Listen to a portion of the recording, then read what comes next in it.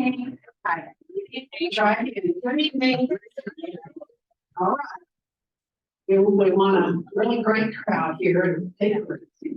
Anyone convened. If you did not sign in on your way in, we will circulate the sheet and please sign up so that we know how many people came.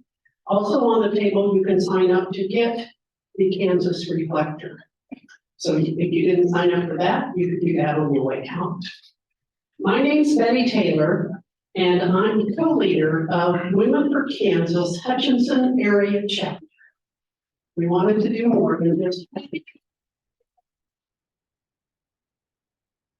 Maybe beside me is Tony Faust, the other co-leader. She's bashful. Yeah, so am I, right? Yeah. Well, welcome all. I'm not going to delay much more. We're not going to really have a business meeting tonight because this is an informational meeting. And we are so pleased to have two representatives from the Kansas Reflector here. How many of you read it every day?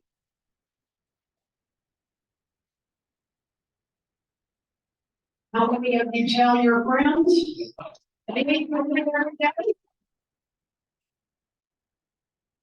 Okay. Well, I'm very pleased to introduce you to Sherman Smith. He is editor-in-chief. I mean, we didn't, we went straight to the top. I was told once that's what one needs to do. So he's editor-in-chief. He created the Kansas Reflector in 2020. He grew up in Lyon County and went to Emporia State.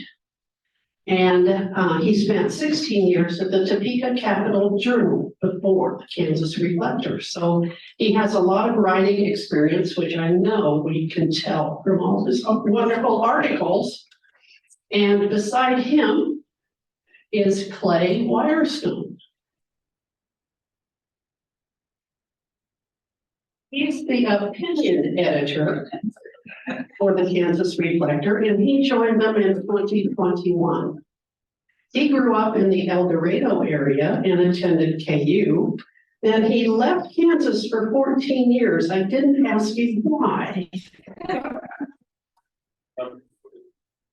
Just something for later. He'll hold us in suspense till later. But he came back in 2016. So welcome back to Kansas. I should have came back in 2016 to work with Sherman at the Topeka Capital Journal. Okay.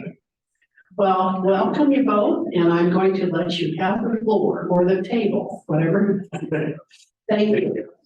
So I think we'll try to keep our opening comments here brief so that we can get in as many questions as everybody has. Thank you so much for being here, for having an interest in what we do, and this kind of support is, it makes us feel good about what we do.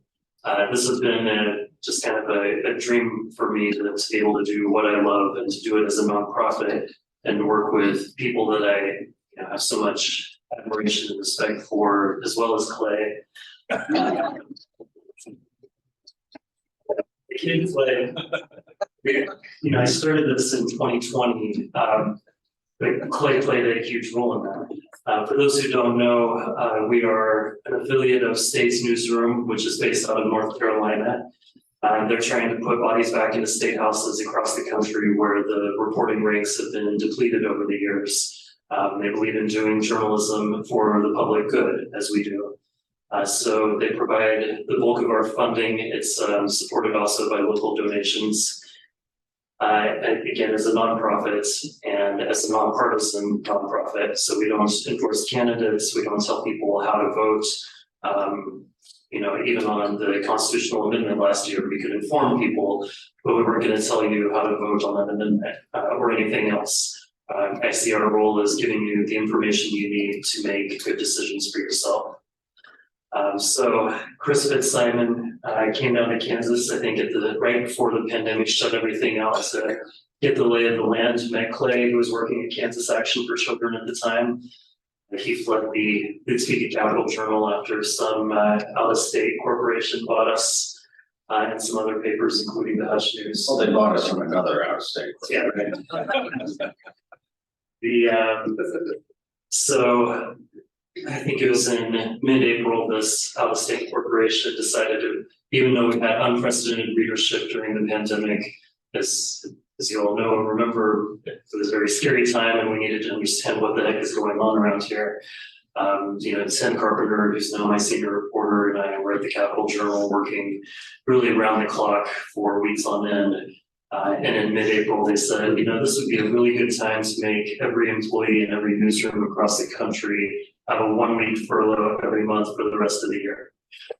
So when it was my turn, I tweeted something in April, probably ill-advised, that said, I'm getting ready to do my part to support the bottom line of the shareholders in New Jersey. And if they want to stay informed next week, here are people who are actually working. That tweet made its way around the world, and I think before long, Clay had put me in touch with Chris Fitzsimon, and I think we share a sensibility for why we do journalism and our passion for it. And very quickly, they had made an offer to me to come here and start the Kansas Reflector. So I convinced Tim to come with me. CJ Janavy was our original opinion editor. And Noah Taborda started with us as well. After a year, Janavy ran off and we replaced her with Clay. Noah left last summer, and we're very excited to have Rachel Meadborough on board now. She came up from New Orleans after doing a fellowship with our Louisiana affiliate. And she's very bright. I think one of the most talented young reporters I've ever had the chance to work with. So we're very excited, and she's figuring out how things work in the Kansas legislature. She and Tim are back in Topeka today, covering all sorts of chaos while we're out here having fun with you guys. And so we make our stories available for free to anyone to read without advertising. We also make our stories available for any other news outlet to republish for free. So you see our work in newspapers all around the state.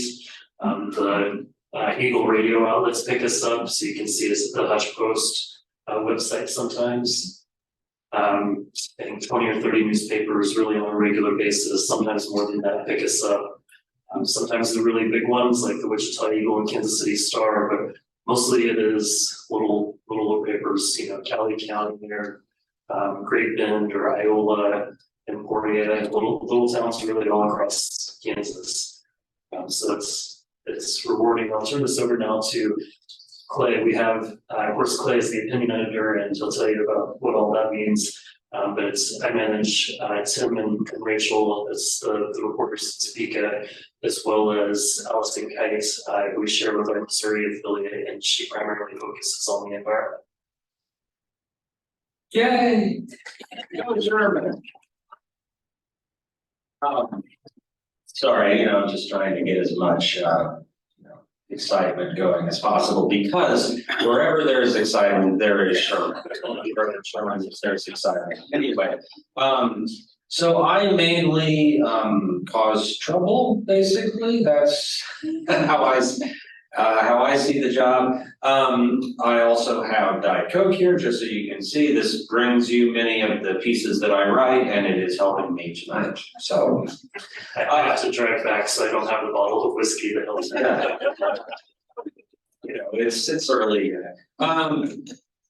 So no, my journey is, in some ways similar to Sherman's, in some ways very different. I also spent a long time in journalism. I actually left because I was following various journalism jobs. I worked down in Florida for about 3 years at the Tampa and St. Petersburg papers. That was back when Florida was still a swing state. Then I was up in New Hampshire for 11 years and working at the Concord Monitor there. That's very exciting. It was actually, you have the New Hampshire primary every 4 years, but it was a small newspaper. It's a small state, actually. New Hampshire has only a third of the population of Kansas, if you can believe that.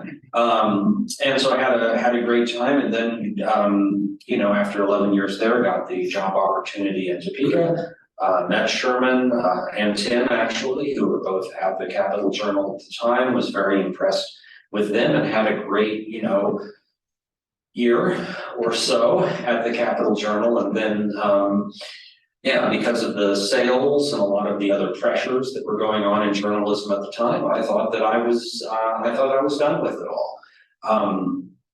And so I went into the nonprofit world working with Kansas Action for Children, a tremendous organization. I urge you to, look them up. They're also nonprofit and nonpartisan, so go KAC.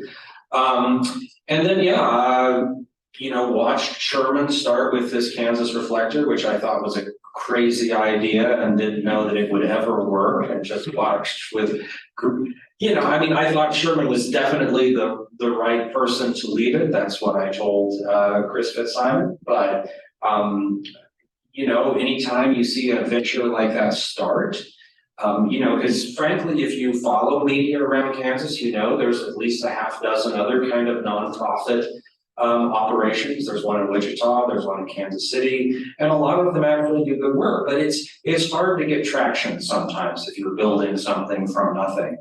And I think the greatest credit to Sherman and what he did and is doing is that over that year, just watching the Reflector grow, watching it develop, and when CJ left, and the opinion job came open, I was very, very interested.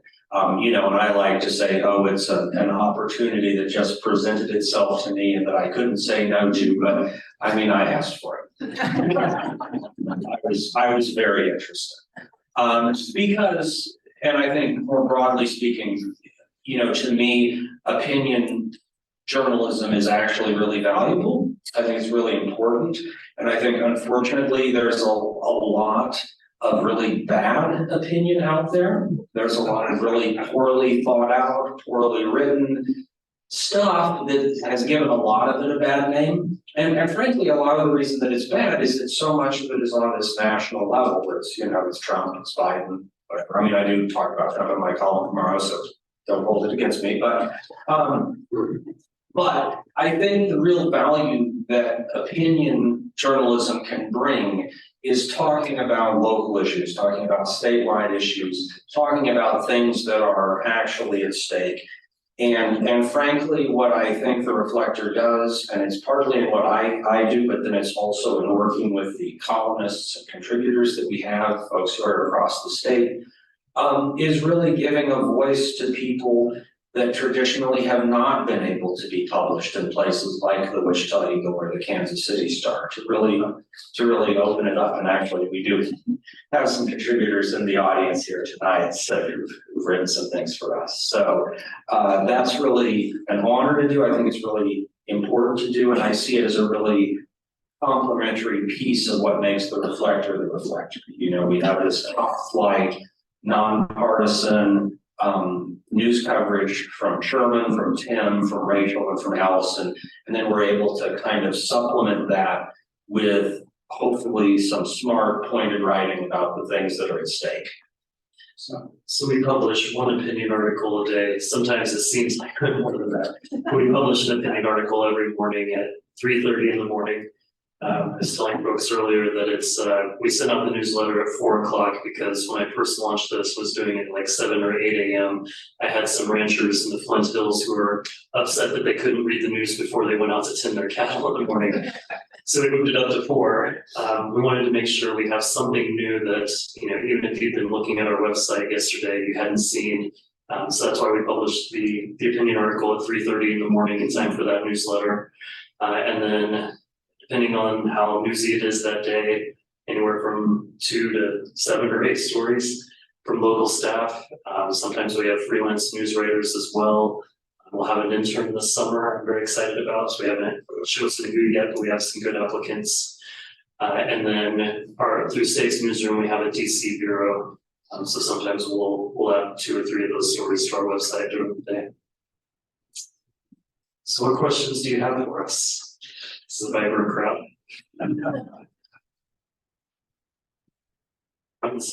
Yes. With that schedule, when do you sleep?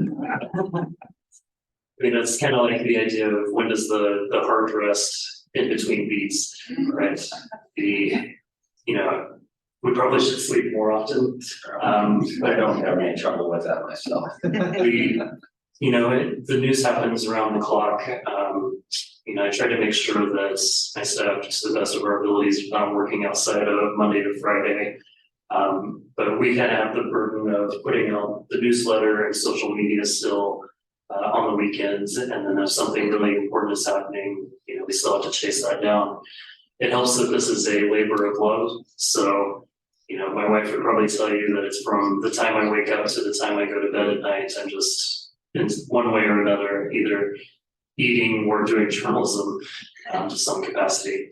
Well, if you like it, it's not work to an extent.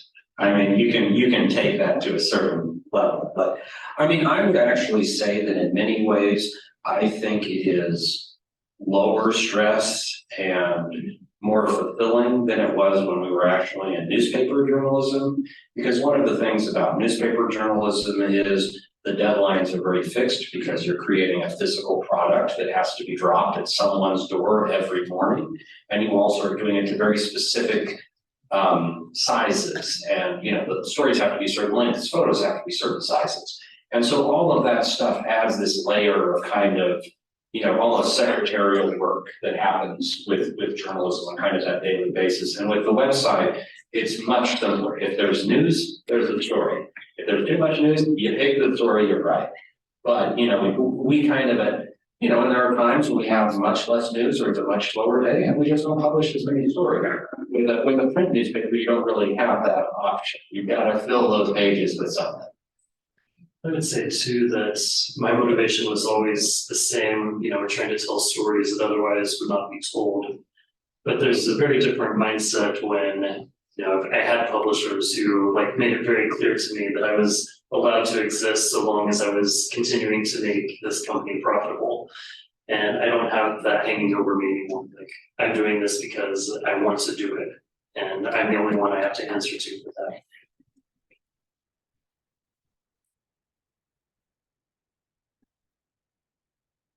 Well, first of all, thanks for coming tonight. The question I have is, what sort of challenge did you had this year trying to get behind the scenes to committees and such at the state capitol as you try to story information? They can try to deny us access or not be upfront about what they're doing or when they're doing it, but they can't keep us from writing our stories. Some people don't like to talk to us, but I like to say there are 165 legislators in that building, and if they don't want to talk to us, there's a lot of others who will, and they're going to drive that narrative.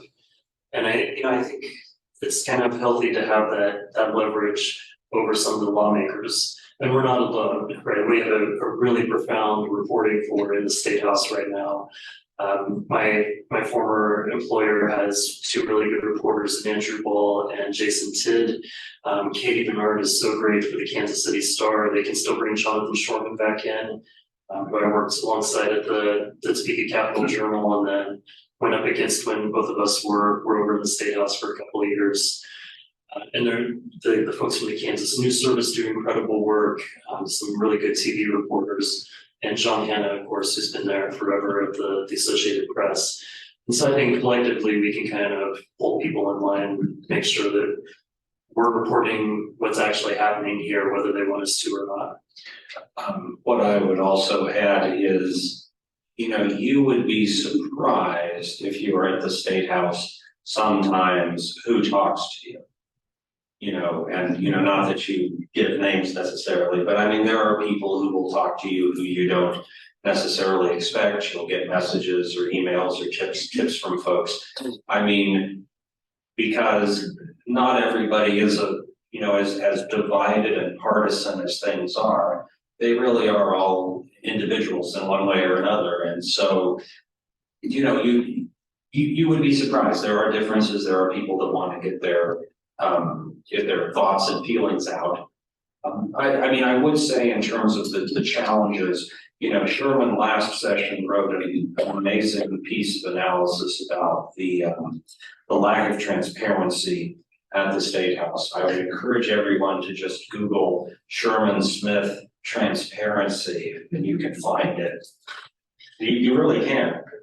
I need some quotes around Sherman Smith, but, no, so it really lays out in pretty exhaustive detail some of the challenges, some of the lack of transparency. But it's really important to say that that doesn't just affect journalists. Journalists actually kind of know how to kind of work with some of that. It really hurts kind of the everyday folks who are trying to follow along on their own. Right, there's a hearing this morning in a Senate committee about a bill that was, I don't even remember what the original bill was, but right away we were getting bombarded with messages saying like, hey, there are a lot of anti-vaxxers here for this, this committee hearing, and there's nothing on the agenda about that. But they took the underlying bill and just completely wiped it out and replaced it with Fentanyl test strips. fentanyl test strip. Yeah, replaced it with an anti-vax bill. Wow. Anyways, all the people there to testify had advance notice that it was going to be about an anti-vax bill, but the general public had no idea. And 2 weeks ago, there was a hearing on an education bill in the House Education Committee, and the chairwoman told the people there, it's like, well, I know that you're all here to testify, but this bill is going to be entirely different next week. We're going to take everything out of it. We're going to put something else in it. So you can testify if you want, but it's not going to have anything to do with what the bill is about. And they did that. I would say that this session, and I've written a column about this, that actually got some people a little irritated, which, I mean, I'm pretty sure that they were irritated for good reason, is the stacking of hearings. Or in other words, hearings that are on multiple kind of hot button issues happen at exactly the same time. And it was weird because this session was kind of a slow start. It didn't feel like a slow start at the time, but the first month or so, there weren't a lot of super high profile hearings, but then things started to speed way up. And then you have 2 or 3 of these hearings all at the same time. And, in some cases it seemed really, so you have a transgender sports bill and it's going on at the same time as like a hearing on a flat tax bill or something. So it's like, well, maybe they're trying to, divide the activists, the people who come to the Statehouse, Or the reporters who are covering this. and then, this is what got people angry at me, it was actually about a fentanyl test strip bill. And they have the bills, 2 hearings in 2 different committees about the bills at the same time. And I heard from some legislators that like, oh, no, it was totally planned that way. It was not an accident. And I have some reasons to believe that was not the case, But I think it may have been the legislative, one of them was Jason Probst, who's a different from here. And I think they were trying to make the best of a bad situation. But I think the broader point was this cannot be the best possible way to do this. Well, yes, you can figure out ways to make things like that work, but it is again not perhaps ideal. Hi, thank you again for coming.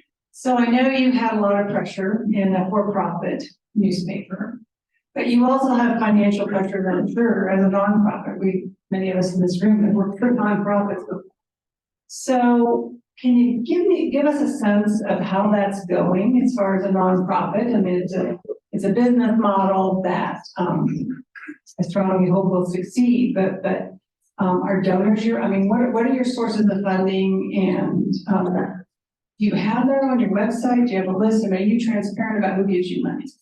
Yeah, State's Newsroom is our parent organization, and so they provide the bulk of our funding, and they identify everybody on the website who has donated $500 or more.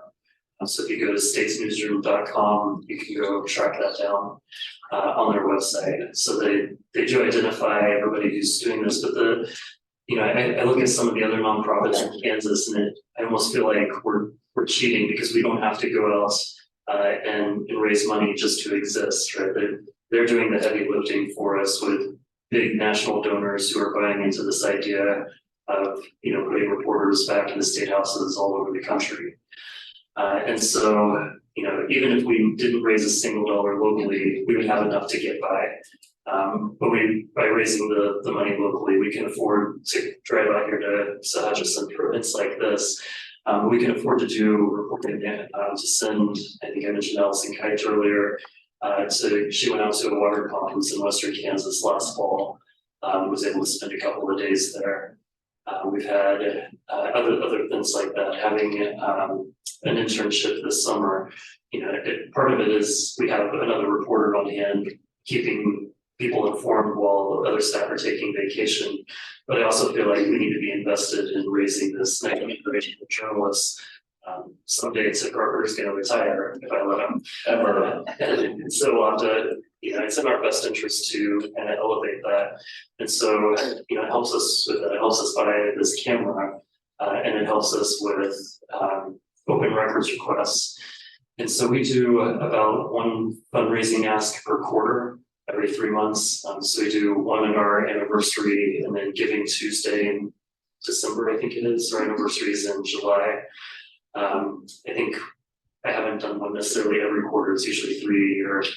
But last week, of course, was Sunshine Week, and it just so happened that Emporia State University, as Clay wrote about, was telling me that to provide what should be, in my understanding, a very basic response to an open records request would cost $700. You know, something that appears to be discouraging us from getting records with us. If you haven't followed the situation, they took extraordinary action last fall to lay off tenured professors. What I was asking for, based on a belief that I have, is that they then handed out performance bonuses to select staff. And so I wanted to know who got the bonus, how much, when did they get it, what was the criteria used for giving these bonuses. So they said, yeah, sure, that'll be $700. So after Clay wrote that column, I put out a fundraising request to our newsletter subscribers and just said, you know, this is Sunshine Week, and this is an example of what we face when we're trying to keep people informed about what's really going on. You know, there's the adage that journalism is about something that somebody doesn't want you to know, and everything else is PR. So we put that out at 8 a.m. is when that went, and for the first hour, we were receiving a donation every 90 seconds. Which was shocking. So we had over 100 negative. And so, you know, that's just because we have, I think, people who like us care about what's going on in the state, like the people in this room, who I think really buy into what we're doing. And, you know, it makes us feel good. Again, we have a check here from somebody who is very generous. So I hope that answers your question. You know, it means that we have an office in the Statehouse that we're able to. Near the Statehouse. Excuse me, near the Statehouse. They don't let us have the ones. And so I think it really enriches what we're able to do, having that kind of generosity from our readers. I mean, I would just say, beyond that list of donors on the state's newsroom site, it also has the tax forms for the national organization, so you can see how much the big wigs make, and all of that. I mean, I will also say, as having been part of Kansas Action for Children, you know, it's really important to have connections to kind of the big money as it is. We're in the nonprofit field, so you have to kind of have that national organization behind you is really important because they have the connections. You know, if you look at that list, we have, you know, Google. Apparently gave us a bunch of money at some point. So, you know, someone to kind of do that stuff, and so we don't have to think about the big money. And frankly, and Sherman and I have talked about this, as much as people might talk about, you know, local journalism and how great it is to have like the family ownership of the small newspapers and stuff, we have had, I think, both of us so little pressure at the Reflector. I mean, we totally get to set our own agenda. Like no one from North Carolina is on the phone to say, why aren't you writing this? No one is, you know, in our email in the morning saying, you know, why aren't you running down and doing this story? You know, we really have freedom, which is the function. I mean, none of us would have taken this job if that weren't the case, right? So we alone are deciding what we write or how we write it. Well, no one will ever say that they do.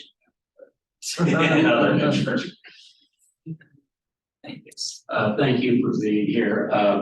I've been reading your journalism for several years. And I look at it every morning and enjoy it, and usually agree with most of the things that you say.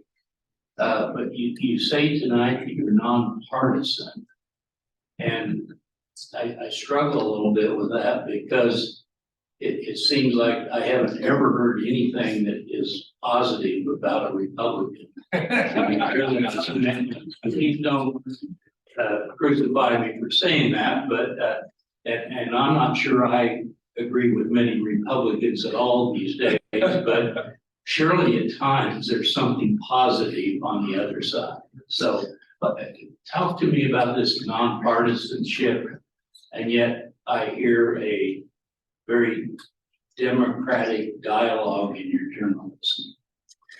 So the first thing I would point out is the distinction between what we're doing on the news side from what Clay does on the opinion side. I mean, you should blame me. So, I do think that we bring news stories that are more positive about Republicans from time to time. Most of the time we're writing about something that is more outrageous, whether it's a Republican or a Democrat. I've tried to make a point of going over to cover the future caucus meetings when they have a big event usually toward the start of the session, for instance. That's a group of millennials who are in the legislature who are trying to work across party lines. And so, Representative Nick Hoheisel and Tory Blue out of Great Bend, I forget where Hoheisel is too, but Wichita, I think. So, those are two Republicans who are leading this effort, and really, they have no reason to work across the aisle. They have all the numbers to do whatever they want as Republicans, but, they're willing to sit down and bring in, Kansas City Democrats like Brandon Woodard and Rishu to the table to say, what can we do to help people in Kansas who are our age, who are out there maybe looking to buy a home for the first time.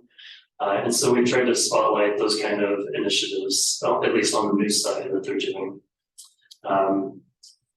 Conversely, I would say that I haven't pulled any punches against Democrats. I wrote about the campaign manager for Lynn Rogers during his statewide campaign for treasurer last year.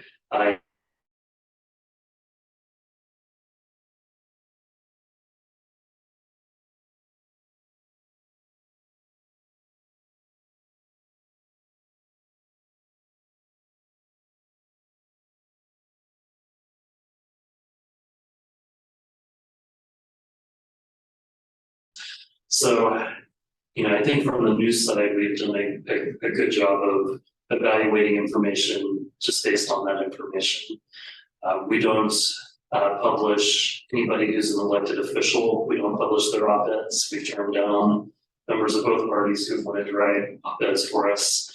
We've had some people who are contributors writing op-eds who we had to cut off. Actually, one we were talking about today who is just filing to run for a city council seat somewhere that we're not going to be able to publish as a result of that. As I said before, we don't tell people how to vote. We give them the information they need to make informed decisions about who they vote for, but we don't endorse candidates. On the opinion side, things are very different because we are committed to giving a voice to people who are left out of public policy debates typically. And when Republicans have supermajorities in both chambers, that means the Democrats or people on the left. But honestly, it's a lot of people, everyday Kansans, who just really are at odds with what the legislature is doing. And I don't think they're really particularly partisan either. Well, so I would say that there is, so first of all, I am obviously not unbiased. Like, I am an opinion columnist. I write opinion columns. I edit opinion pieces. I come from a progressive side of things. There's no question about that. I think, however, if you actually sit down, and I've suggested to audiences that they do this before, and actually look at the vast majority of things that I have written. Most of the time, they're along the lines of, election fraud is not something that really happens. COVID is an actual thing. Vaccines work.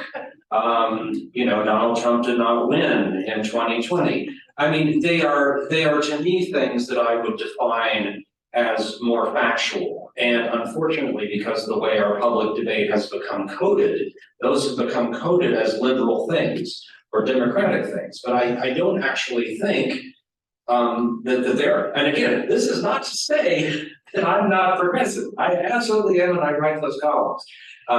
No question. But I do think that if you went back maybe 20, 25 years, a lot of the things that I write would be classified as perhaps moderate Republican in terms of the approach. Now, I will say too, how many of you, in terms of the content that you guys see, how much of our content do you see just on social media? If raise your hand, like if you see us on Facebook or Twitter or things like that. So I think there's this other aspect that happens, especially when it comes to opinion, which is that because I also handle some of our social media, our posting to Twitter and Facebook. And so if I have a column out there that's really going against a Republican on something super hard, and then that gets to be picked up and shared by a bunch of people, then that's going to be, Facebook and Twitter is going to start shoving that at you. It's going to start to spread it a lot more.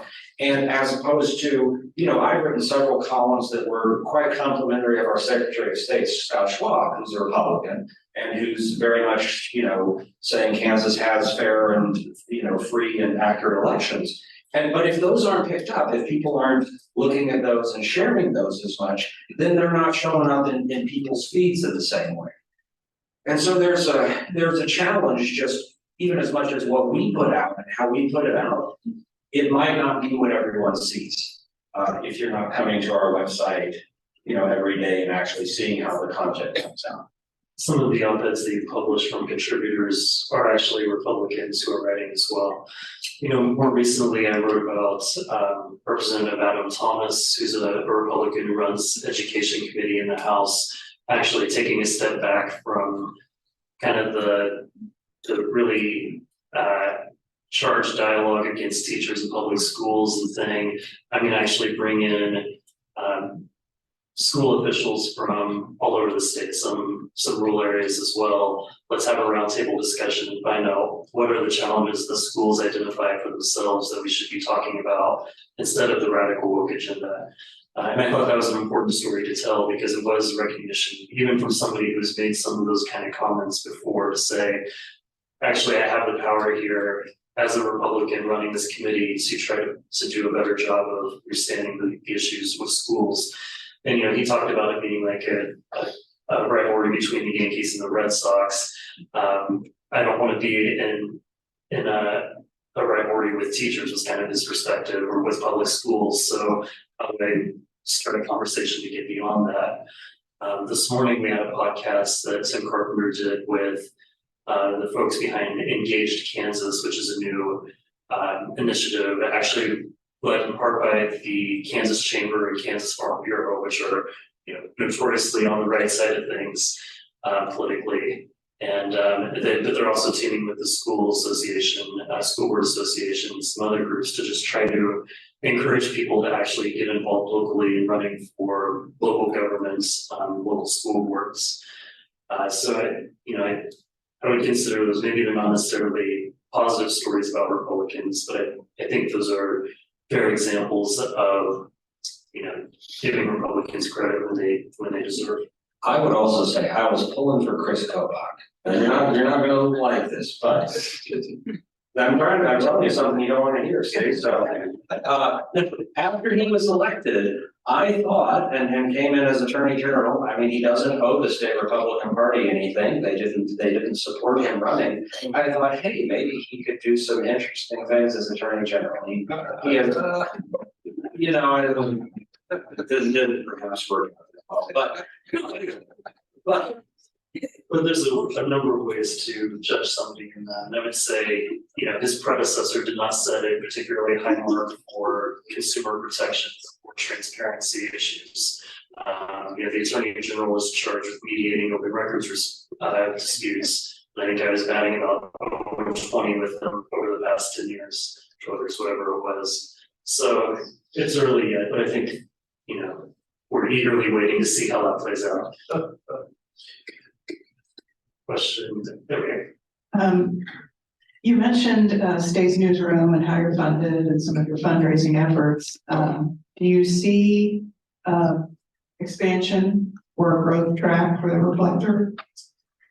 would say I'm cautiously optimistic, and I think that the first priority for them has been kind of expanding out to other states. I think I said they're in 33 now, and I think trying to get to 40 or 42, and then working out content agreements with other states where there's maybe something like this that already exists.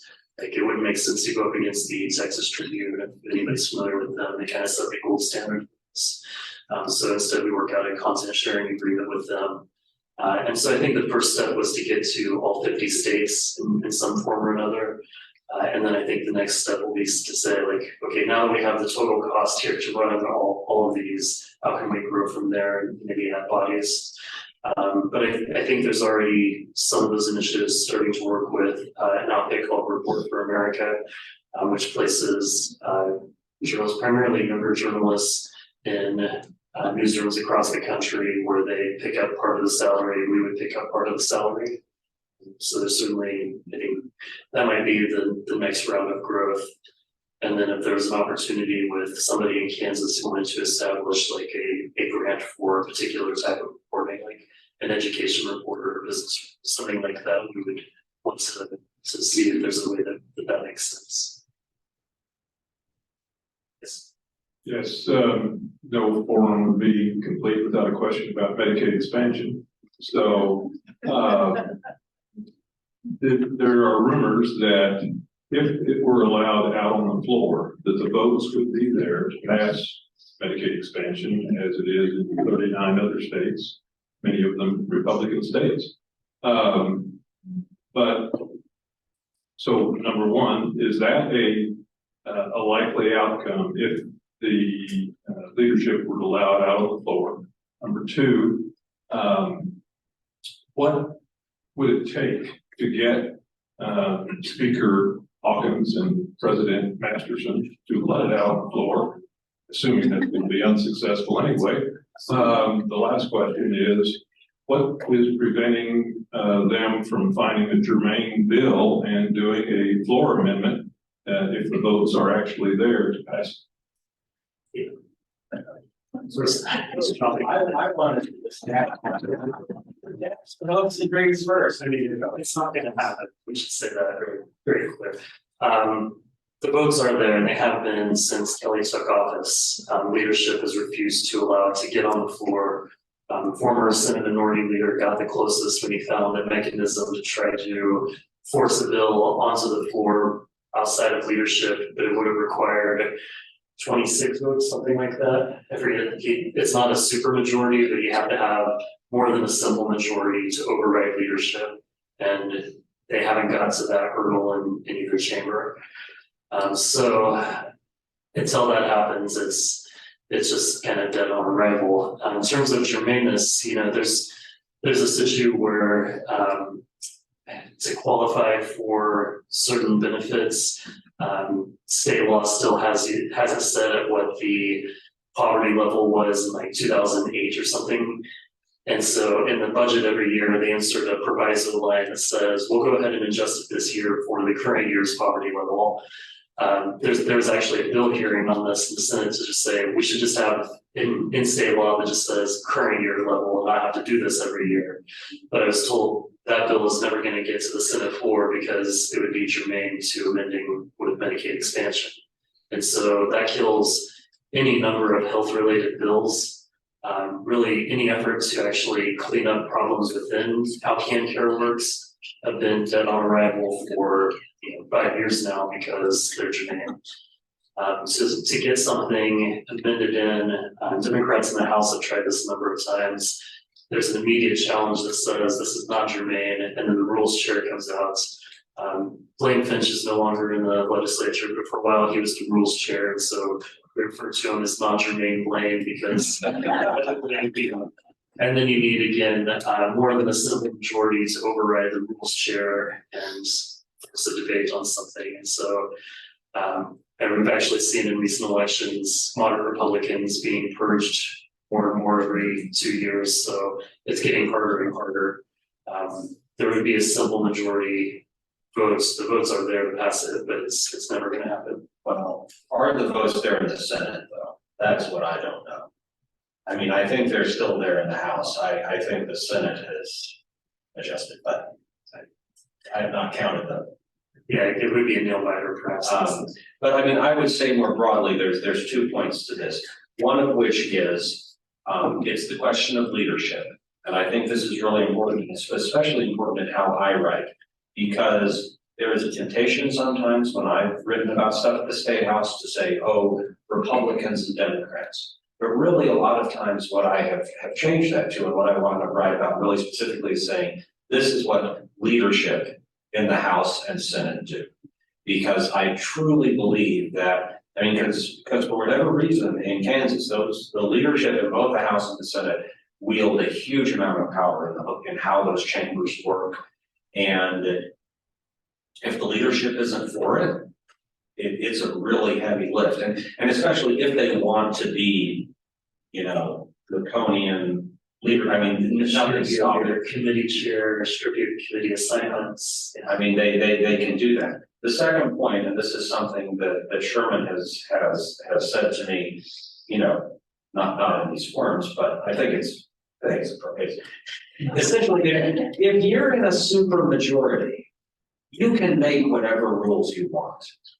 And this is really one of the hard facts about the Kansas legislature when it comes to things like germaneness, when it comes to things like, introducing good policy or whatever. They can simply go out and say, it isn't germane. It's like, this is all about Medicaid. Well, this is an amendment about Medicaid. No, it's not germane. I mean, they can just, if you've got the votes, you can. We saw this last week in the Senate after the House passed their voucher bill. Senate Democrats said, hey, let's have a motion to concur with that because they knew that they didn't have enough votes in the Senate yet. The Republican leadership hadn't whipped their people into shape yet. And so if they had forced a vote right there, it would have killed the bill for good and it would be done. And so the Senate leadership just said, we're just going to make up the rules now. And as long as we have a simple majority vote for rules, we're good to go. And it was ruled out of order, although it's clearly in order. Like So there's yeah, nothing wrong about it. You have Dinah Sykes, they're like reading the rule book to them and they're just, we don't care. You're out of order. Next. Do they ever tell you why they're against the Medicaid statute? Yeah, there's a lot of reasons that are more of what I would say talking points provided by organizations than hard facts.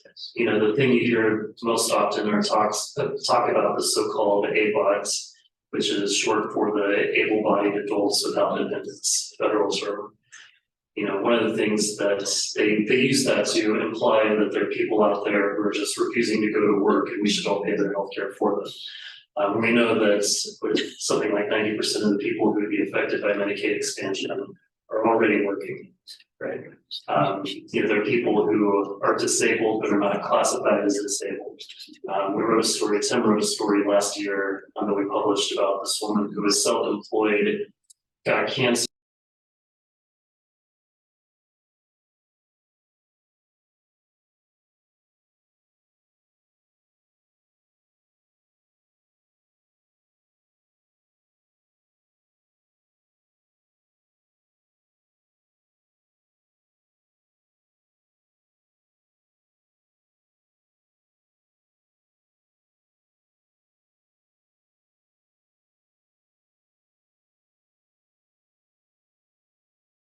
As an AWOD, but is still facing unique circumstances. So, did you have a follow-up? Yes, sir. So they basically just pick and choose a little example and claim that's the whole world.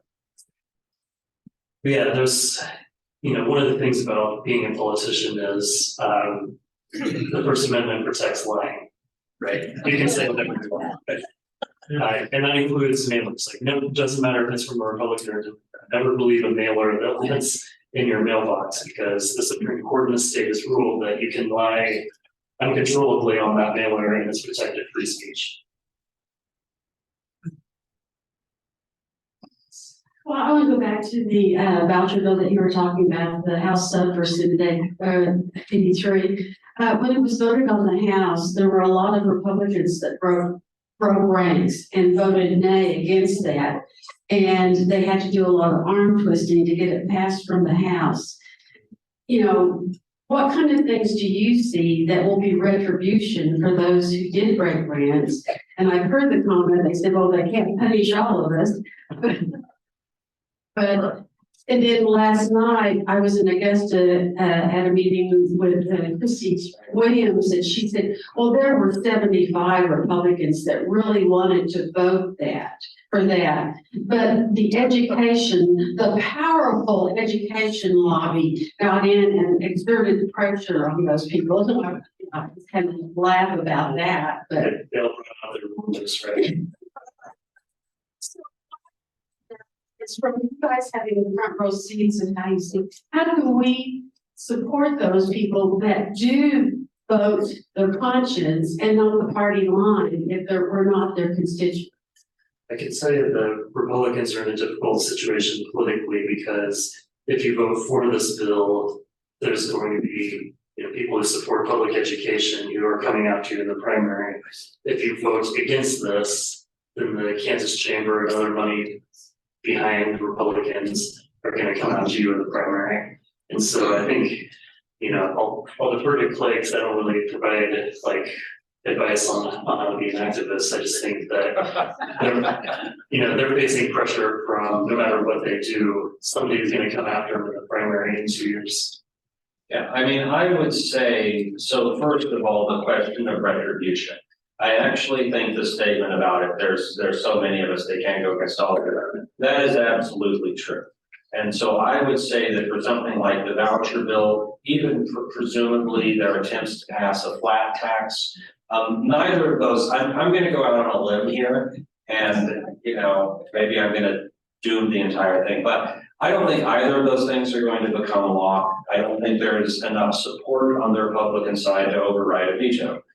And the thing is that usually if you're in a position where there is some critical mass of Republicans who defect, and when I say that, you know, maybe over 10 or whatever, it becomes a little difficult to purge that many people. They can try, and they have certainly in the past. But what's more likely to happen is that they're going to take a bill like the trans athletes bill, where in the House there are 2 Republicans who voted against that. And those are going to be the people they're going to go against. So in other words, if it's a bill that's super tight and there's 1 or 2 or 3 or 4 Republicans who go against it, those are the people that they work against. Last year with the trans athlete ban, that was what happened. 2 or 3 of those Republicans are not in the House anymore, and they were targeted specifically because of how they voted on that bill. I mentioned the Kansas Chamber, they're the ones who typically would go after Republicans in some of these primaries. I should say I don't actually know where they stand on the voucher bill specifically. But you mentioned this meeting with Christy Williams in Augusta last night. I know Rachel was working on that story late this afternoon. Yeah, I would encourage everybody to read that. Because, you know, this is where we get into where, you know, people will claim that we have some sort of bias here. You have a Republican chair who's saying this is all about school choice. If you read the fiscal note on that voucher bill, maybe it's changed a little as it's evolved, but initially it was going to cost 150 million and 135 million was going to go right into private schools where students are already attending. It's going to those students who are already there. This isn't creating choice for anybody. It's just a big cash giveaway to private schools. In terms of support for legislators, like, honestly, the challenge is if you're not in their district, and I mean, this is something that I learned about being on the advocacy side at KAC, it's really hard if you're not in the district to either be a supporter or an opponent. You know, because I know that a lot of those folks are really overwhelmed sometimes, especially if they're kind of swing votes. They get all of these messages from people all over the state, and they're literally like, I just want to talk to the people who are in my district. So I think, you know, kind of broadly, if you want to find the kind of people and organizations that support candidates that, you know, do take those kinds of votes, I would look more for the organizations than the candidates, perhaps. I'd say it can be overwhelming for voters too, trying to decide like which issues really matter to you. That you're gonna vote on it, you know, are you gonna vote on how your candidates represented you on these school bills or on abortion issues or taxes or any number of other things. So one of the extraordinary things I think about the amendment that we saw in August was this is a singular issue. You're not voting on anything else. It's how you feel just about this issue. And I think that's why it was so shocking to see basically a 60-40 divide on that when the same people that showed up to vote 60-40 the other way for their representatives who were supporting that, you know, and so, you know, I think when you're voting for a candidate, you're weighing this issue is really important to you, but also weighing a bunch of other issues and trying to figure out which one's going to come out on top can be a little overwhelming.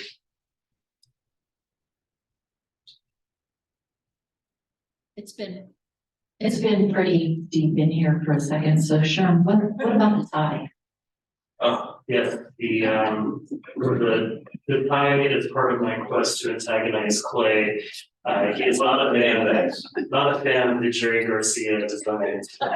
So I like the Jerry Garcia ties anytime I see a new one, just so I can antagonize him with something. I've not worn this one before. But you know, the joke is then Sherman has spent all this money. We can't all have the polyester t-shirt.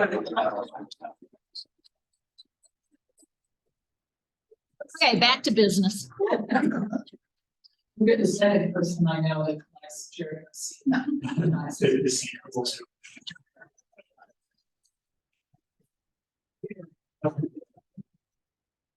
Question about Voucherville. The one part that even people I know who happen to support the voucher, I'm not a fan, but I know people who do, don't understand how that could support a school that's not accredited where they can't ask any questions. How did that come into the law? Explain that, because I can't figure it out. So I think there are some of the religious schools, faith-based schools that maybe have their own accreditation, but not like the same kind of accreditation that a public school would have. And I think they wanted to make sure that they were included. But I also suspect that part of this ties to the anti-vaxxers in the pandemic, because if you are homeschooled in Kansas, that is classified as an unaccredited private school. And we saw more and more people pulling their kids out of school so that they didn't have to vaccinate them. One of the people who testified in favor of this in Representative Williams' committee is somebody in Kansas City, who I think, I can't remember, it's 10, 20, 30 kids, something like that now, that he's managing, and, you know, talking about how we've learned that more recess helps kids learn better, you know, that sort of thing. You know, that's the kind of voices that I think are weighing on them. They want to make sure there's something there for these people who really rose in political power during the pandemic by complaining that, you know, the government was telling them what to do with their bodies, which is kind of ironic. See, he's not the opinion of it. I have I'm sorry, this is long. I have a question that's also a little bit lighter. Sherman, I really love the pictures in the reflector, and I noticed that many of them are attributed to you. So what's it like to get into those spots where you get those terrific pictures? Thank you. This has been a learning process for me. When we launched, I recognized the value of having photos. And the Speaking Capital Journal has a long storied history of photography. One influencer in the 70s for photography. One of the most iconic photographers anywhere, led the photo department for a long time. And his last hire before leaving the Capital Journal was Thad Alton, who was there for almost the entire time I was there. He retired about a year before I left. And so close to that, I actually lived very near Thad and tried to learn as much as I could from him. So, you know, I don't have any formal training. I don't know any technical things about photography, but I like faces. And so I just try to find interesting faces and, you know, try not to worry that people are upset when I'm getting in their face. You know, frankly, is how I approached it. And really like, you do as a writer, as a news reporter, I sit down Sunday morning with the New York Times and I think about, how are they structuring this story or how do they lead this story? I also look at other photographers and I admire the work that they're doing. The Capital Journal still has one of the best photographers anywhere now in Everett Nelson. So if I see he's at a committee hearing and he's over there, I think, shit, I need to get over there. He knows what he's doing. So it's some of that, and since we're in Hutchinson, I do want to point out one of my all-time favorites is Sandra Milburn. I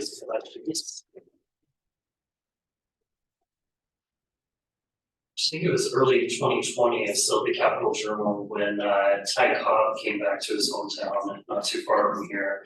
It's the attorney for Donald Trump for a while, outrageous mustache. So I drove out here to interview and talk to him, and Sandra met me at I think it was a chamber post somewhere. And it's like she walked into the room where they told me to be able to do the interview in here, and she's like, "Okay, this is all wrong." Just like starts rearranging the furniture in the room to be more visually appealing. Like, you're gonna sit here, so when he comes in, he has to go over there, and so she had this whole thing set up before he got there. Took these amazing photos of him. I went off into another little room to start writing my stories. We're on deadline, just like trying to crank it out. And she comes running in and grabs me and is like, "Okay, here are the 4 people to talk to." I was like, this was the math teacher, this was the history teacher, this was the brother, this was, and with like a little bit about each one, like, here's the interesting thing. She had gone out and worked the whole crowd talking to everybody to find out, and have that journalistic sense of who's really interesting and important here. And so, that made my story so much better than it would have been if I was just there on my own. So, I was a big admirer of Sandra and what she was able to do. Went to the Hall of Fame ceremony. Tragically, she was part of the layoffs right before, I think maybe a day before they announced that she was going to be an inaugural member of the Photojournalism Hall of Fame in Kansas. But I was so grateful to see her there, and she gave her speech about how important journalism was to her. So I try to look to people like that for inspiration. Thank you for that question. I've learned more recently to shoot in ways so that I can take the yellow out more efficiently, so it doesn't look like somebody's peed all over my photos. You look at the older ones; they're much more yellow. The Statehouse lighting. I understand the voucher bill correctly, and that if one wanted to just keep that money for themselves, keep their student at home, they could just pocket that money. Would in fact have to have a school. I believe that I believe that you cannot do that. That it specifically bars you from doing it with your own kids. Yeah, you could do it for your sister's kid, and your sister could do it for your kid, but you could work out a trade somewhere like that. Can you on September 21st send them back to public schools and keep the money? Yes. I believe that's true. I mean, it's not like this is legislation or anything. They're not thinking about it too hard. Well, I mean, listen, when you have that, then you put the special ed funding in and this teacher raise thing, I mean, it's not, anyway. I mean, it's part of what Sherman wrote about in his transparency article. It really is just throwing stuff up into the air. It's not governance. No. Not in the way that we think of it. What was the question? Oh. It wasn't a question, it was just a comment. It's not governance. They're just, I don't know what they're doing. She said it's not governance. Yeah. She's not sure what they're doing. I don't know, sorry.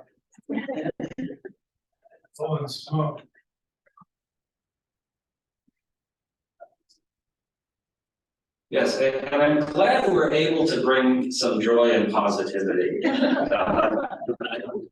That's really what we like to do. I was on a call recently with a couple of editors from North Carolina, and one of them said to the other, "Whatever you do, don't read one of Sherman's stories before you go to bed at night." I noticed that we've got a really full room here. That's a nice sign. And Yeah. I you know, you hear about how no one reads a newspaper anymore and it's kind of a dying art form. And then I see what I consider, and I think a lot of us consider, signs of success of Kansas Reflector. And people are really paying attention to what you say, and other newspapers are reprinting it. So do you feel that maybe there is a future for this? I do strongly feel that there's always going to be a future for journalism. And it's one of the things, so when I was at the Capital Journal, I was the director of digital audience for a while. I ran the website for a while before I became the managing editor. One of the things that was really fascinating to me to see was that even as our print circulation was going down, even as we were getting fewer and fewer people and less revenue, the number of readers continued to go up for a long time. Like more people were reading the Capital Journal than ever before. You know, if you think about, 1997, maybe there were 65,000 people subscribing in Shawnee County, but on a random day in 2012, you might have 1 million people read a single story. You know, if it was a particular strong story of national interest. That's something that newspapers never had. So, people found through the internet, more and more people were able to find journalism. And I think we took a big step back when paywalls really, and they were kind of like a soft paywall for a while. Like as long as you weren't reading 20 stories a day, you were going to be able to work around it. And as those have gotten tighter and tighter, I think it's just caused people to turn away from newspapers specifically. But I still think that there's still a thirst for information. People turn to non-news sources for information, and I think we have to win those people back. We have to do it by writing stories that mean something to somebody's daily lives. Well, I think the super short version of that is that there has never been a readership problem for news. There's been a money problem. The readers have never been the problem. The readers have always been there. The issue is just how do you support it? And I think for both Sherman and myself, the for-profit model of news, at least on a statewide and local level, is very challenging. And I think there are probably some places that will manage to do it, but I think by and large, you have to look very seriously at nonprofit models for that. Frankly, because even though you can get a lot of readers, you're never going to get the sky-high readership for like Kansas stories that you are for the New York Times. It's just because your audience is Kansas. There's going to be a ceiling on how many people are super interested in that. But but hopefully you can find people who will support you doing that work. I think the other thing is, as Sherman said, where the audiences go, like part of our job is not to say, the Reflector does not exist on print, right? You put out a newsletter, there are some print publications that print us, but we're not on print. And as I was mentioning earlier, I believe that a substantial portion of our readership probably never goes to the front page of our website. They see us on Facebook, they see us on Twitter, they see us somewhere else, and then they visit the story page. We have recently, maybe some of you have accounts, maybe you don't, but we are on TikTok. Ken Carpenter has made a lot of TikTok videos. If you're curious, he really has. And people watch them.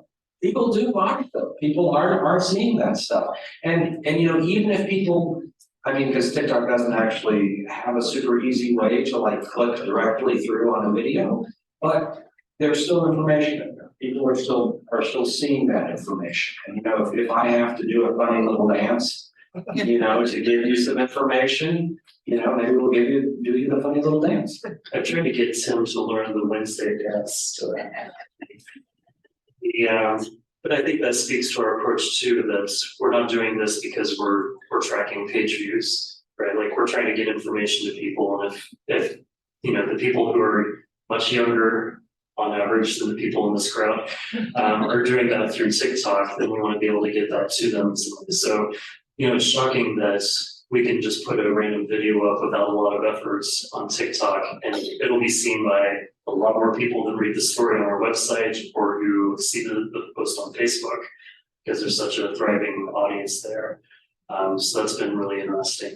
I do want to clarify too that I'm cheering for newspapers as much as it's painful to watch. And I'm being realistic about what I see. I want them to thrive and be able to report on their communities. And I think that what we're doing is just trying to augment that so that they can't afford to send somebody to the Statehouse anymore, but they can use our stories so that the local audience can still have access to that information.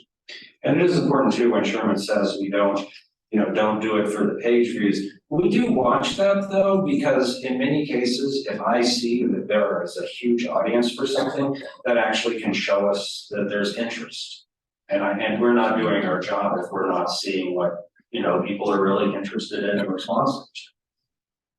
So, yeah, I was gonna challenge your page view comment, because I think, we can all say we're not paying attention to that, but I think that's gonna be important for your future. And when you think about the demographics in this room, the demographics, you still read newspapers on a regular basis. They're not the ages that we need to have looking at this stuff and perpetuating the stories that are based in truth and science and whatever else. So when you look at your parent company or someone in your organization, are you tracking demographics or in a way that you can say, okay, we need to do more TikTok, because readership and truth and science is important to our society, and we're losing that at the local level, right? Even as we speak here in Hutchinson. So I know you take that seriously. I'm just curious about what it is that you do to. I can geek out on this stuff for a long time. That's okay. Take a little bit.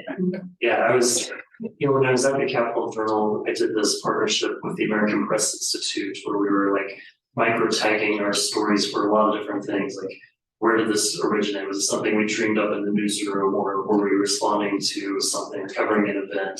Did it have original photo, infographics? What was the length of the story? What was the motivation for somebody to share this on social media? And then after tracking that for a long time, we could start to understand better how we were telling stories and how that resonated with people. One of the things that you learn right away is that page views might be part of that equation, but really just if you're looking at website traffic alone, the better thing to look at is how much time are people spending on a story. If you have a story about police getting rid of an overly friendly squirrel in the park, which is an actual story that the Topeka Capital Journal published. Sherman has such a chip on his shoulder. We won't get into that, but it's, a 3-sentence story that gets presumably a lot of page views from people who spend like exactly 5 seconds on it because the headline told them everything that's in the story. If you get 1/10 of those page views on a story where people spend much more time, is that more valuable? And so I think it is. So, I'm looking at those things, but I'm also keeping in mind, are we starting discussions, whether it's our social media reach? I think those things matter too, but also when we're distributing our stories to everybody else, I'm thinking like we can never add up our actual audience because I don't know what 30 other newspapers that ran the story, what their audience adds up to. We can kind of gauge whether people are talking about it on social media, but we don't even have a total accounting for that. So I get an auto-generated list every week of everybody who's picked up our stories. They don't even include some of the smaller papers because they don't have enough of a web presence for the big companies that track these things to really pay attention to. But I'm looking at things like that in addition to the raw page views. But when I say we don't track page views, like I don't want my reporters to obsess about that because I don't want that to drive what they're reporting on or how they're reporting it. I would also say that it is a really big recruitment effort for us, particularly like McClatchy. They set page view goals for their reporters that they have to meet and have to grow year over year. So one of the things we do is through State's newsroom, they don't pass the author information to our analytics through Google Analytics. So we can see how many page views a random story did based on the headline. But I cannot tell you how many page views Clay has or anybody else has. I can't tell you by author. And we do that, in part, I think, just so that we can tell people, like, we are never going to judge you based on how many page views you bring to us. No, I don't just always have to ask. I'm very curious all the time. Where it's useful is, as Clay was suggesting, like, we had a brief recently that we put minimal effort into about somebody's proposal for a marijuana bill. And it had like, the most page views of anything that week. We thought, maybe we should spend a little more time thinking about these marijuana issues in the Statehouse. So it helps to calibrate the decisions that we're making that way. Well, and I would just say that I do this weekly roundup on Friday or Saturday of just like little items from the Statehouse. And the reason I've kept doing that is that we saw just in those first couple of weeks that was getting like over 1,000 page views on a Saturday, which, traditionally is a day that we think of as lower traffic, and people are like, oh, these are, and sometimes much more than that. And it's like, oh, well, as long as someone's reading it, I'll do it. But if I didn't know that, or if it was only just like a couple dozen, I'd be like, I don't know, it's worth it. We experiment a lot that way. So I'm understanding why you wouldn't want to put pressure on your writers to worry about page views, because then you're back to being a newspaper, right? Or how many you sell, page views, whatever it is. But to segue off of Lynette, do we have any idea demographically? This room is filled with 50 years old and up. Yeah. How come we don't have some of the college kids here? How come we don't have the college kids come to the Dillon lectures when it's right on the campus? I mean, there might be something more exciting for 20-year-olds to do. You guys write some pretty dang.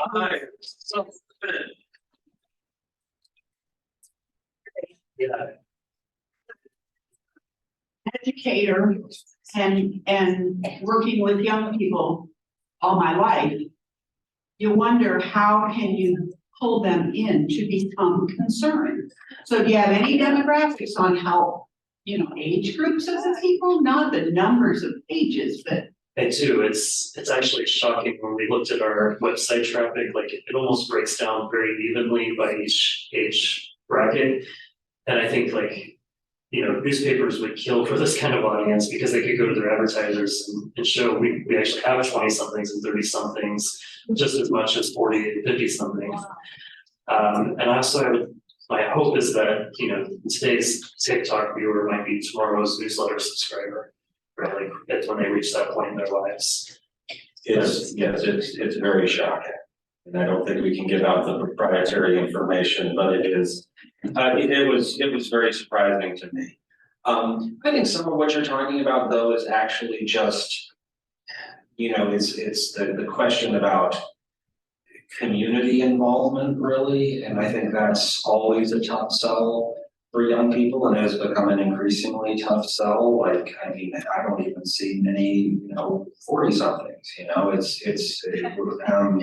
and that's tough. But I think if you look at the people who are reading the Reflector and who we hear from, I do think there are people who are looking for connections on that state level and wanting to know things about the state who are, 20, 30 somethings. Especially with the transgender issues, Well, marijuana issues, some of those things that are really affecting people. The abortion vote over the summer was huge. Right, exactly. And that was, we'll never have traffic like we had last summer again. It was an interesting time. Yeah, there is an audience director at State's newsroom who I think was relatively new then, who, called me in early September and was like, so I've been comparing year-to-year numbers. You guys had a really big audience. What was that about? This September she's going to call and say, why is your audience so much lower? I think that's, I've been overwhelmingly encouraged when I've gone out to talk to young people, particularly high schoolers and college age kids across Kansas, for reporting. I feel like we're in good hands with this generation, and that it's, we have a lot of misconceptions. They're much more civically engaged. They're not politically engaged, but they're much more civically engaged, I think, than they get credit for. I think Clay's favorite story of mine last year may have been This assignment we had, wasn't an assignment. Let me tell an intro to the story. You can tell the story. One of the things I'm gonna say to you about Sherman is, you tell Sherman that the sky is blue and he's gonna find a reason to go out there and try to prove to you that it's another color, okay? I have a problem with it. I don't know. I said that to him. But his wife agrees. Anyway, so just remember that then with this story. Okay. Oh, No, now that's the introduction to your story. so there's a big national day called like Democracy Day, and the idea was, they asked all the journalism outlets around the country to write a story about how the threats to democracy.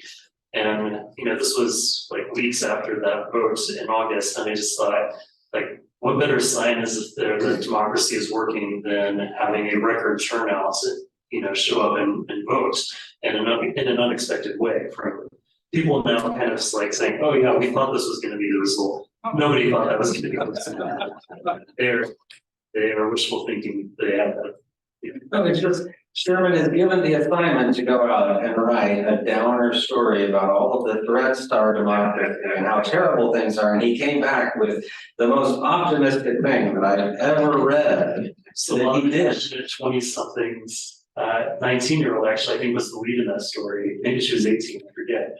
A Washburn student who was so excited to be able to go out and in her very first election do something meaningful. And I think for a wave of people who are able to vote for the first time in their lives, that issue brought them out, and that's going to carry them for the rest of their lives. There's a lot of research that shows that if you don't vote, or if you don't register to vote in the first election, that major election after you turn 18, you're far less likely to ever register to vote or vote regularly again. This was kind of a moment to turn things over. And I talked to a lot of people like the League of Women Voters volunteers who are manning these booths around the state, and some of them were saying like this feels exactly like it did when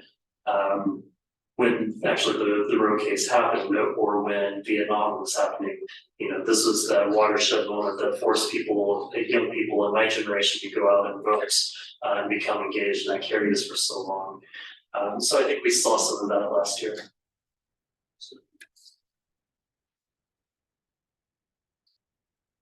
One more question?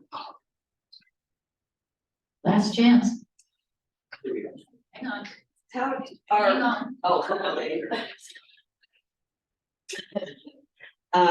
How does Kansas compare, or first of all, are there groups such as the Kansas Reflector in all of the other 49 states?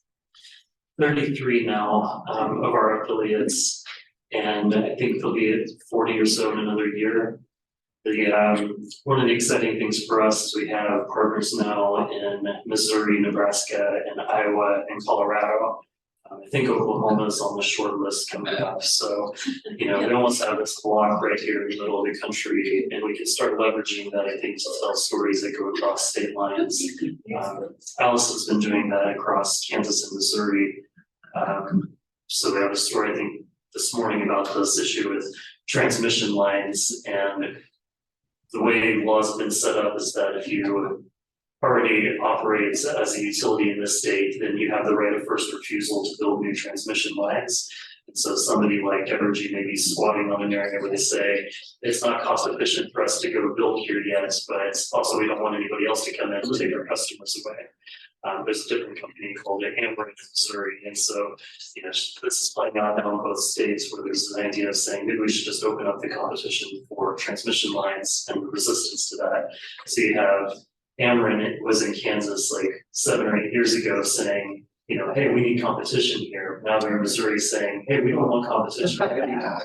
We know what's best for Missouri. So, that's an example of where we can work together. And I've done a lot of reporting with our Nebraska affiliate on St. Francis Ministries, foster care provider. They were up in Nebraska for a while.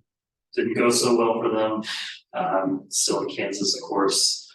And of course, more recently with the oil line, the Keystone pipeline still up near the Nebraska border. And I think apparently some of that waste that they're cleaning up is being dumped. That's good, so. Yeah. That's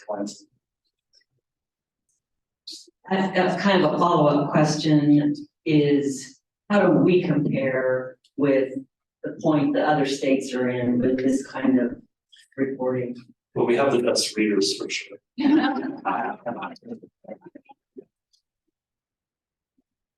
May I add to that? On Giving Tuesday, I gave to the Kansas Reflector. And everybody, we should all do that. Everything we can do to help, we will. Thank you. Our website, kansasreflector.com, there's a subscribe button if you want the newsletter, we can. Or anybody you can sign up. want to sign up, there's a sign up sheet right over there for our newsletter every morning, 4 o'clock. Read it before you go out and feed the cattle. There's a donate button as well. We do take checks. The checks have to be written to state's newsroom because we're not accountants. To Sherman's. They handle it.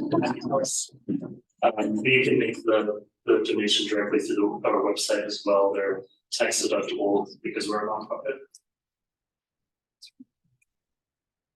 Yay, Sherman!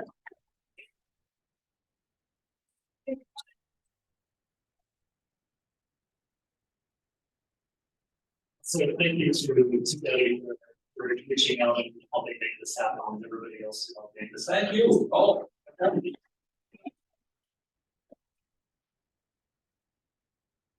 I just want to thank everyone for coming again, and if you signed in, please, thank you very much.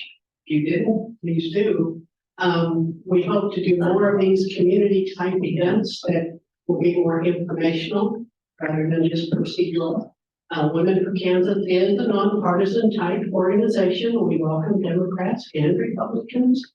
We hope to find a better working system for our government. And I think the Reflector helps gives us those information that we can share with others. I did put out a few postcards if you want to write one to your legislator. There's we're watching you. If you know that. And then there's a thank you for doing what you're doing. So depending upon your legislator, you can get the appropriate postcard. We probably have a lot more, we're watching you. The need. I mean, Jason's about the only good one. Thanks very much for coming, and thank you. Sherman and Clay.